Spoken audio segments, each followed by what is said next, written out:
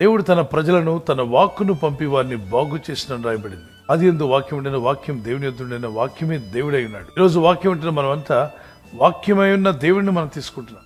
నేటి వాగ్దానం యెషయా 45:2 నేను నీకు ముందుగా పోవచ్చు, మెట్టగానున్న స్థలములను సరాళం చేసేదను, ఇత్తడి తలుపులను పగలగొట్టేదను, ఇనుప గడిలను విడగొట్టేదను.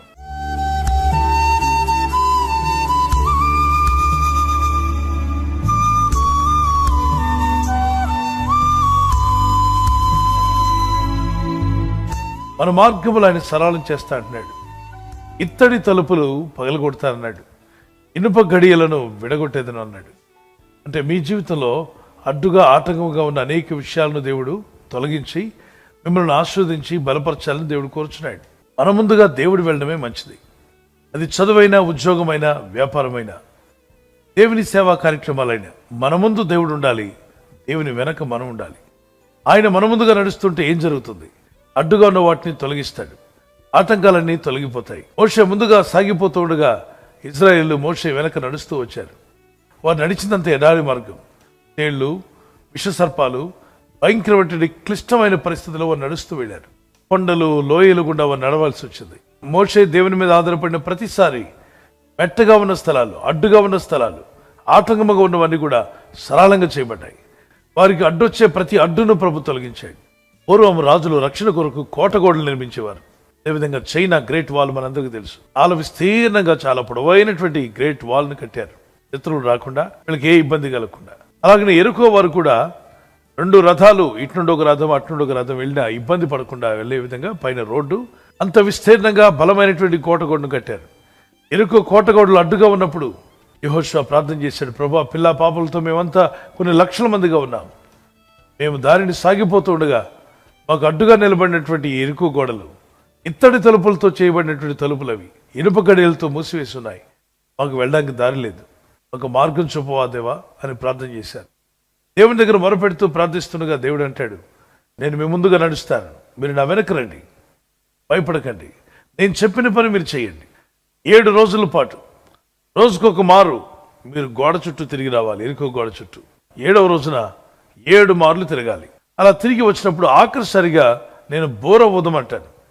ఎప్పుడైతే బోర ఊదుతారో దేవుని ప్రజలు మహాధ్వనితో దేవుని ఘనపరిచి స్తుతించి మహిమపరచాలి. అప్పుడు ద్వారాలు తెరవబడతాయని చెప్పగా దేవుడు చెప్పినట్టు వారు 7 రోజులు ఒక్కొక్కసారి గోడ చుట్టూ తిరిగి వచ్చారు.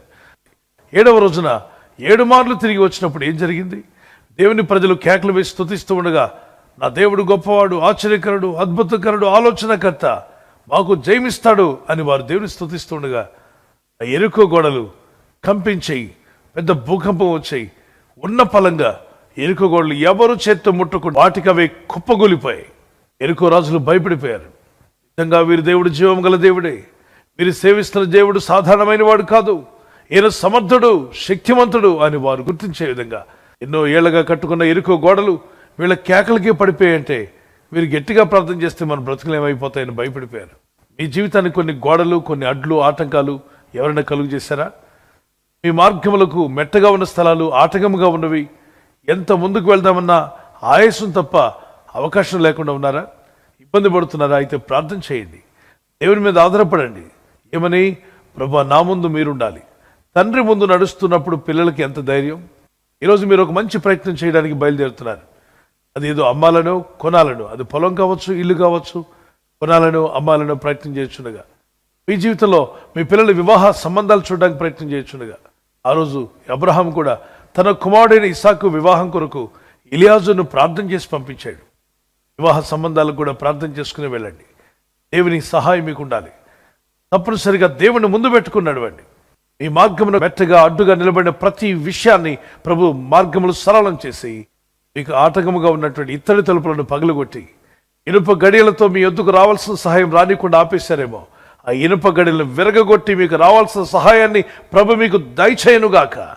ఇస్తాడు తప్పనిసరిగా. మీ మార్గములు ఆయన సరళం చేసి తన సాక్షులుగా మిమ్మల్ని నిలబెట్టి ఆయన మహిమార్థమై మిమ్మల్ని, మీ కుటుంబాలను వాడుకొని ఆశీర్వదించి దీవించునుగాక. ఒక కీర్తన పాడుకుందాం. నీ తోడు లేక, నీ ప్రేమ లేక, ఇలలో నా ఏ ప్రాణి నిలువలేదు.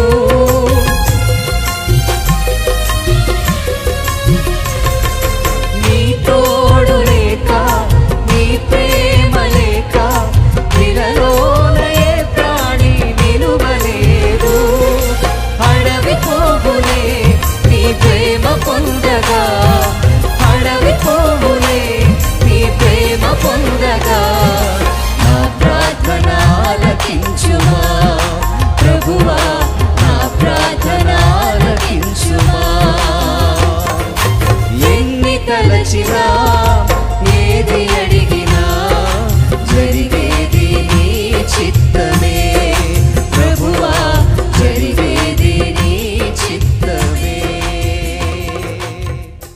మరి దేవుడు మీ మార్గములు సరళం చేస్తాడు నమ్మితే ఒకసారి మీ చేతిని పైకెత్తగలరా? మరి మార్గములు సరళం అవ్వాలంటే మీ ముందు ఎవరు నడవాలి? ప్రభుని మీ ముందు పెట్టుకుని నడిచినప్పుడు ఇలా యేసుక్రీస్తునందు విశ్వాసం ఉంచండి. యేసు ప్రభు నా హృదయంలోకి రమ్మని ప్రార్థించి ప్రభుని వేడుకోండి. రెండవదిగా విశ్వసించిన మీరు ప్రార్థనలో దేవుని దగ్గర మొరపెట్టండి. ప్రార్థన ఎన్నడూ ఆపవద్దు. ఎడతెగక ప్రార్థించండి. జవాబు వచ్చేంత వరకు ప్రార్థించండి. ఆయన చిత్తానుసారంగా మీరు ఏది అడిగినా ప్రభు మీకు తప్పక దయచేస్తాడు. మూడవదిగా దేవుని వాక్యం మీద ఆధారపడండి. ఈ వాగ్దానాలు పట్టుకొని దేవుని సన్నిధిలో విశ్వాసంతో నిరీక్షణ కలిగి ముందుకు సాగండి. ప్రార్థన చేసుకుందాం. అవును ప్రభా, ప్రార్థిస్తున్న ప్రతి బిడ్డను జ్ఞాపం చేసుకునండి. ఈ వాగ్దానం మా అందరి జీవితంలో నెరవేర్చండి. మా మార్గములకు అడ్డుగా మెట్టగా ఉన్న స్థలాలను సరళం చేయండి. అయినా మా జీవితాల్లో మీ వెలుగును ప్రకాశింపచేయండి. సముద్రంలో తుఫాన్లో చిక్కుకున్న నావ ముందుకు వెళ్ళలేక ఎంతో ఇబ్బంది పడుతూ ఉండగా మీరు ఎదురు రాగానే ఆ నావ వెంటనే ఒడ్డుకు చేరింది. మా బళ్లకు, మా ప్రయాణాలకు, మా వెహికల్స్ మేము తీస్తున్నప్పుడు మా ఎదురుగా మనుషులు కాదు నాయన, మీరే రావాలి. మాకు మీరు ఎదురు వచ్చుట మాకు దీవెన, మాకు ఆశీర్వాదం. మా ముందు మీరు నడుచుట మాకు మేలు నా ప్రభా. మా మార్గములన్నీ మీరు సరళం చేయబోతున్నారు. ఈరోజు ఎందరైతే దుఃఖంలో, వేదంతో, బాధతో ఉన్నారో, వారి జీవితంలో పొందవలసినవి పొందలేక అనేక విషయాలు వారికి మూయబడి ఉన్నట్లయితే ఆ ఇత్తడి తలుపులను పగలగొట్టి ఇనుప గడియలను విరగొట్టి అయ్యా నీ ప్రజలకు కావాల్సిన సహాయం మీరు దయచేస్తున్నందుకు స్తోత్రాలు చెల్లిస్తున్నాను. ఎవరైనా హాస్పిటల్లో ఉన్నా, ఐసీయూలో ఉన్నా ప్రభు, ఎవరైతే సీరియస్ కండిషన్లో ఉండి బాధపడుతున్నారో వారికి యేసు నామములో స్వస్థతను అనుగ్రహించండి. కృంగిపోయిన వారిని లేవనెత్తండి. మీ గాయపడిన హస్తమును చాపి వారికి ఉన్న సకల రోగాల నుండి విడుదల ఇచ్చేయి.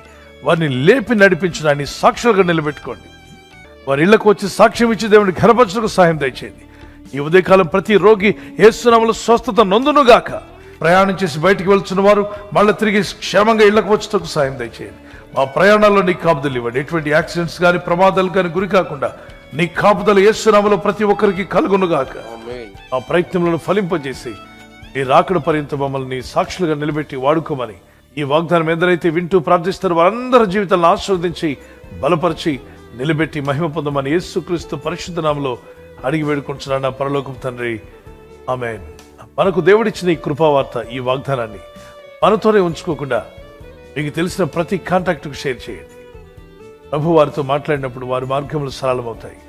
వారు ఏ స్థితిలో, ఏ పరిస్థితులు ఉన్నారో తెలియదు. కానీ ఈ వాగ్దానం వెళ్ళి వారు ప్రార్థిస్తుండగా సర్వం వెరిగిన పరలోక తండ్రి వారిని మంచి మార్గంలో నడిపించి వారిని బలపరచాలని వాగ్దానాన్ని అందరికీ షేర్ చేయండి. మన ప్రభువైన యేసుక్రీస్తు వరకు కృపా సమాధానాలు మీకును మీ కుటుంబాలకు సదా తోడై ఉండి ప్రభు రాకడకు మనల్ని సిద్ధపరచునుగాక. God bless you. Amen.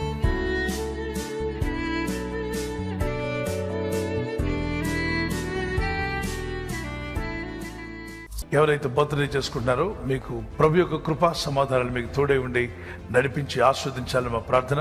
విడువక్క నీ ఏడలో కృప చూపుచున్నాను అనే వాగ్దానాన్ని మీకు వాగ్దానం ఇవ్వబడుతుంది. మ్యారేజ్ యానివర్సరీ జరుపుకునే వారికి happy anniversary, many more returns of the day. God bless you. 128వ కీర్తన భార్య భర్తలుగా మోకరిల్లి ప్రార్థన చేసుకోండి. ప్రభు ఈ వాగ్దానాలతో మిమ్మల్ని దీవించి ఆస్వాదించునుగాక. God bless you. ఈ ఛానల్ మీరు సబ్స్క్రైబ్ చేసుకోవడం వలన 2 పనులు జరుగుతున్నాయి.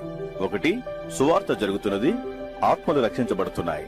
రెండవది, పేదలకు, అనాథలకు ఈ ఛానల్ ద్వారా సహకారం అందించడం జరుగుతుంది. మనం సబ్స్క్రైబ్ చేసుకోవడం వలన అందరికీ సహాయం చేసిన వారమవుతున్నాం. ఖచ్చితంగా ఈ యూట్యూబ్ ఛానల్ ను సబ్స్క్రైబ్ చేసుకొని బెల్ బటన్ ను క్లిక్ చేయండి. మీకు వెంటనే మెసేజెస్ పంపబడతాయి.